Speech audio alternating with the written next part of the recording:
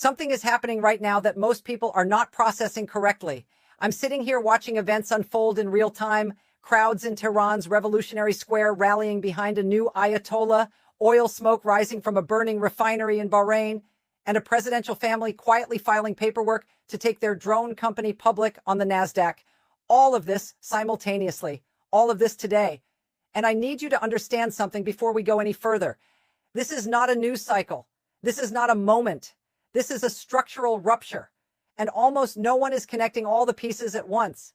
In the next 20 minutes, I'm going to walk you through exactly what has happened, what is happening right now, and what it means for every single person watching this.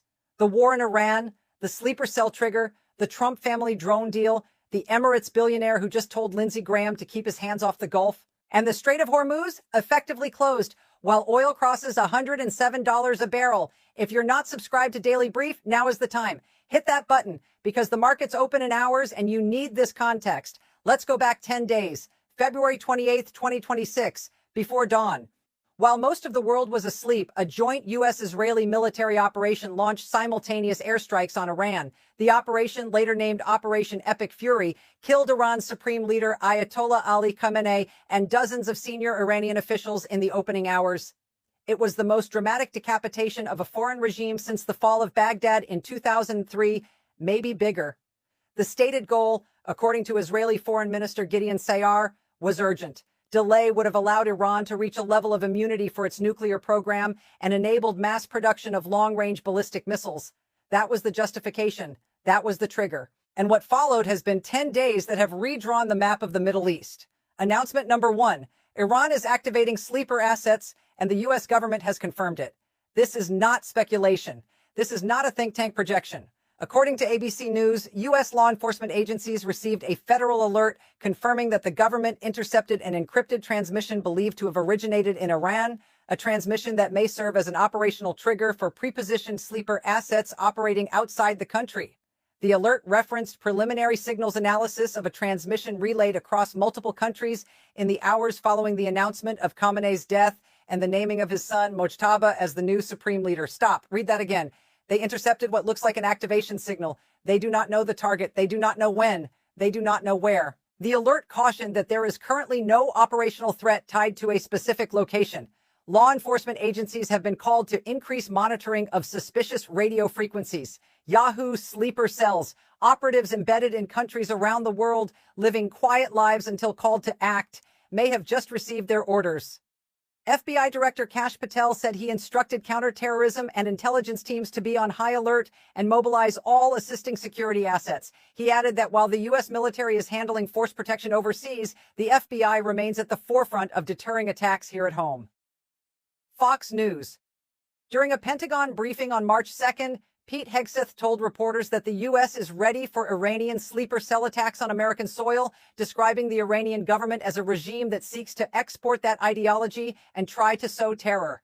One America News Network ready, not panicking, ready. Senator Ted Cruz, speaking on ABC News, pointed to what he called a real danger, warning that sleeper cells could be carrying out acts of terrorism inside the United States and that the administration and law enforcement are being vigilant. Whether you accept his framing or not, the underlying intelligence assessment that Iran has prepositioned assets in multiple countries is not disputed by anyone in the intelligence community. Here is what matters about sleeper networks. They are not improvised. They are patient. They are designed to survive exactly this kind of decapitation strike. The death of Khamenei does not deactivate them. It may have activated them, and that is the part that should keep you up at night. Announcement number 2. Iran is losing the missile war and winning the drone war, and that asymmetry could drag this conflict out for months. As analyzed by the Center for European Policy Analysis, the central military dynamic of this conflict can be summarized as a race to the bottom of aerial munitions stockpiles. Iran is seeking to deplete regional missile defense arsenals while inflicting damage on strategic targets. The United States and Israel are attempting to locate and destroy Iranian missile launchers before they can fire, while degrading command, control, and Iranian missile production capacity.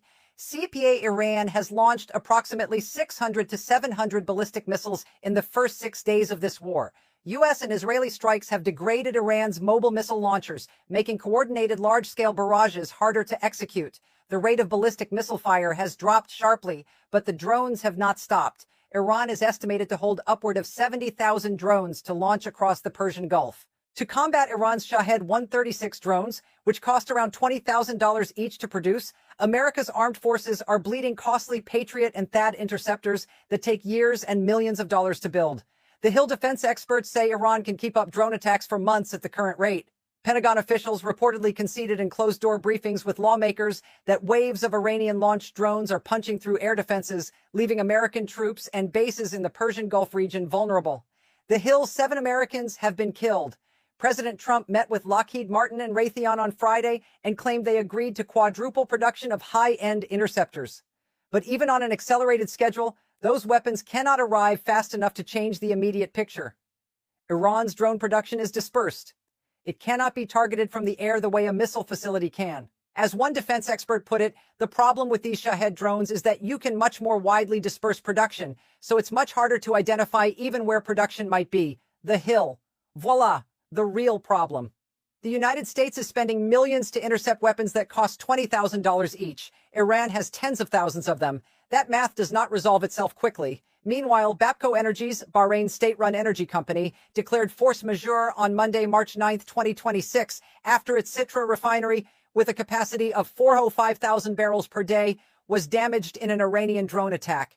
Reports said the strike affected not only refinery units, but also nearby residential areas, damaging homes and leaving at least 32 civilians injured. Nation Thailand Qatar Energy made a similar declaration after 2 of its liquefied natural gas facilities were struck, forcing a production pause and sending fresh volatility through global energy markets. Euronews Saudi Arabia reported its first civilian deaths from Iranian attacks. A water desalination plant in Bahrain was hit. Passengers at Dubai International Airport were rushed into train tunnels after explosions. Kuwait reported fuel tank strikes at its international airport. Iran has targeted at least 10 countries where U.S. and allied forces are stationed or where critical infrastructure sits. Yahoo! 10 countries, 10 days. Global oil prices have spiked, with Brent crude hitting an intraday high of $119.50 a barrel, while the threat to the Strait of Hormuz has created an effective closure where commercial shipping has halted due to extreme risk and the withdrawal of war risk insurance. One American News Network, this is not a price spike. This is a structural disruption to global energy supply, and it is getting worse, not better. Now, the announcement that deserves the most scrutiny of all. Announcement number 3. While American service members are dying and oil prices are crushing working families, the president's sons just filed to take a drone company public. As reported by the Wall Street Journal, Donald Trump Jr. and Eric Trump are investing in a Florida-based drone company called Powerus that is vying to meet fresh demand from the Pentagon, demand that started when the Trump administration banned foreign-made drones and drone components from the U.S. in December. The company will soon be going public by merging with Arias Greenway Holdings, a publicly traded golf course holding company also backed by the Trumps, and is expected to debut on the NASDAQ stock exchange in the coming months. Common dreams. The arrangement puts the Trump family in a position to profit from policies the Trump administration engineered, the ban on new Chinese drone models and the Pentagon spending push, while holding financial stakes in companies positioned to fill the market gap those policies created. The Daily Beast Powerus CEO Andrew Fox told the Wall Street Journal, the drone market is certainly going to grow faster than golf courses. Yahoo! Let that land. The administration bans Chinese drones. The ban creates a market gap. The president's sons invest in a company to fill that gap. A war is launched that drives up demand for exactly the product that company makes. The company goes public. The joint U.S.-Israeli attacks on Iran are the first time the Pentagon has used one-way drones in combat, according to U.S. Central Command. The drones have proven to be a significant factor in the conflict.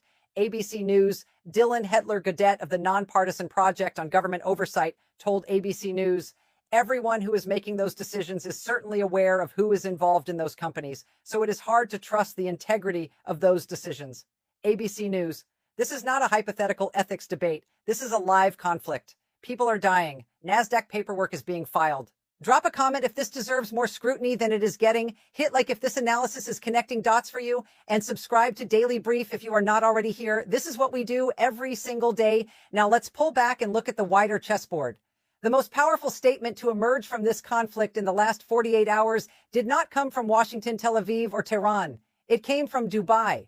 Khalaf Ahmad Al Habtoor, founding chairman of the Al Habtoor Group, one of the most influential private business empires in the UAE, published an open letter responding directly to Senator Lindsey Graham's weekend television appearances.